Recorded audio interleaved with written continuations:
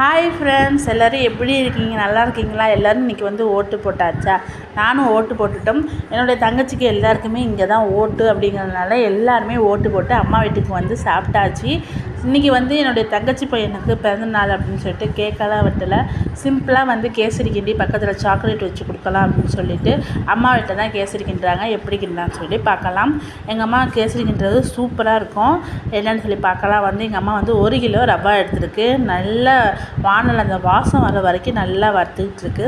என்னுடைய சேனல் நிறையா பேர் சப்ஸ்கிரைப் பண்ணாமையே பார்க்குறீங்க. சப்ஸ்கிரைப் பண்ணி பாருங்கள். அப்போ தான் நான் போடுற வீடியோ ஒவ்வொன்றும் உங்களுக்கு நோட்டிஃபிகேஷனாக வரும். அதுக்கப்புறம் நல்லா வறுத்து அம்மா எடுத்து கொட்டிடுச்சு.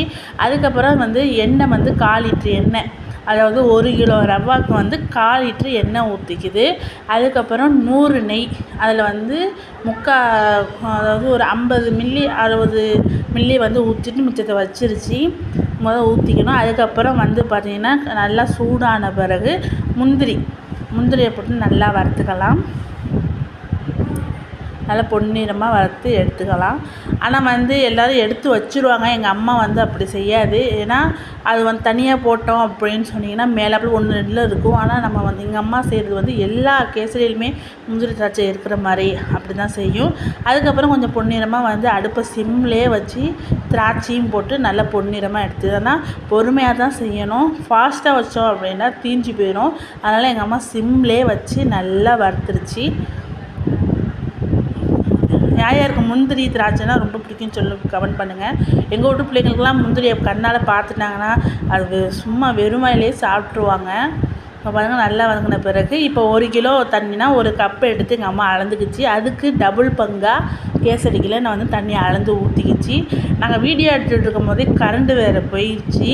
அதனால் கொஞ்சம் ஃபோன் லைட்டில் தான் வந்து இப்போ வந்து இது பண்ணிகிட்ருக்கு. அதோடு பார்த்திங்கன்னா தண்ணி கொதிக்கிறதுக்கு முன்னாடி எங்கள் அம்மா சீனியும் கொட்டிடுச்சு. அதாவது இப்போ 1 கிலோ ரவானா 1/2 கிலோ சீனி போட்டிருக்கு எங்கள் அம்மா. இனிப்பு கொஞ்சம் கம்மியாக. அதோடு வந்து கேசரி பவுட்ரு போட்டு நல்லா கலந்து விட்டுருச்சு.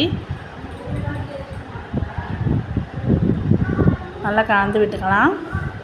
கரண்டு போயிடுச்சு. அதுக்கப்புறம் வந்து அந்த இனிப்பு நமக்கு எடுத்து கொடுக்கறதுக்காக லைட்டாக உப்பு போட்டுக்கலாம். போட்டு நல்லா கிண்டிடுங்க. நாங்கள் வந்து 1 கிலோக்குன்னா பக்கத்துலலாம் கொடுக்கணும் அப்படின்னு சொல்லிட்டு பெரிய சட்டியாக வச்சு கிண்டிடுச்சு. உங்களுக்கு வேணால் தேவைப்படுற அளவுக்கு கொஞ்சம் கொஞ்சம் போட்டு கிண்டிக்கலாம். இப்போ பார்த்திங்கன்னா கரண்டு வந்துருச்சு. நல்லா கொதிச்சிச்சு. தண்ணி கொதிச்சோன்னே அதோட வறுத்து வச்ச ரவாவை வந்து அடுப்பை ஸ்லோவில் வச்சு நல்லா கொட்டிக்கலாம். கொட்டி கொஞ்சம் கொஞ்சமாக கிண்டினேன்னா டக்குன்னு நான் வந்து கெட்டி முட்டியமாக போயிடும். அதனால் வந்து ஸ்லோவாக வச்சு எல்லாத்தையும் நல்லா மெதுவாக கொட்டி கிண்டிக்கலாம். யாருக்கு கேசரினா ரொம்ப பிடிக்கும் அப்படின்னு சொல்லி கமெண்ட் பண்ணுங்கள். நாங்கள் எங்கள் வீட்டில் எதுவாக இருந்தாலும் வந்து ஃபஸ்ட்டு ஸ்வீட் அப்படின்ட்டா நாங்கள் வந்து கேசரி தான் கிண்டுவோம். ஏன்னா கேசரினா எங்கள் வீட்டில் எல்லாருக்குமே ரொம்ப பிடிக்கும். அதுதான் எங்களுடைய ஃபேவரெட்டு. உங்களுக்கு என்ன ஃபேவரெட்னு சொல்லி கமெண்டில் சொல்லுங்கள். அதோட வந்து கேசரி பவுடர் கொஞ்சம் பத்தலை அப்படின்னு சொல்லிட்டு கொஞ்சம் கேசரி பவுடர் கொஞ்சம் கலந்து விட்டாச்சு. சிம்லேயே வச்சு எங்கள் அம்மா நல்லா கிளற அந்த நெய்யெல்லாம் மேலே தெரியுது பாருங்களேன். சூப்பராக மணமாக இருந்துச்சு. நல்லா கிண்டி விட்டுக்கலாம். கிண்டி அந்த பதத்துக்கு வரணும். கெட்டி பதத்துக்கு வந்தோடனே இங்கே பாருங்கள், அந்த பதத்துக்கு நல்லா வந்துருச்சு.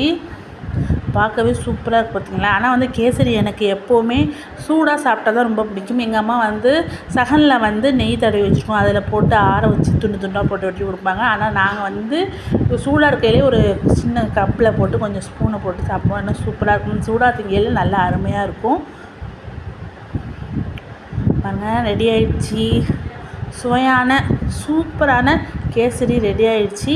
இதை வந்து நான் சொன்ன மாதிரி சகனில் வந்து நெய்யை கொஞ்சம் விட்டு நல்லா தடவுனீங்க அப்படின்னா ஒட்டாமல் நமக்கு அழகாக துண்டாக நல்லா வரும். இப்போ வந்து அதை எடுத்து நல்லா அப்ளை பண்ணிக்கலாம். ஃபுல்லாக போட்டு அப்ளை பண்ணிக்கலாம். பாருங்கள், எங்கள் அம்மா அப்ளை பண்ணிட்டுருக்காங்க பாருங்கள். ஃபுல்லாக அப்ளை பண்ணி இதை ஆற வச்சு அதுக்கப்புறம் துண்டாக வெட்டி பக்கத்து வீட்டில் கொடுத்தாச்சு. இந்த வீடியோ பிடிச்சிருந்துச்சுன்னா லைக் பண்ணுங்கள், ஷேர் பண்ணுங்கள், மறக்காமல் சப்ஸ்கிரைப் பண்ணிக்கோங்க.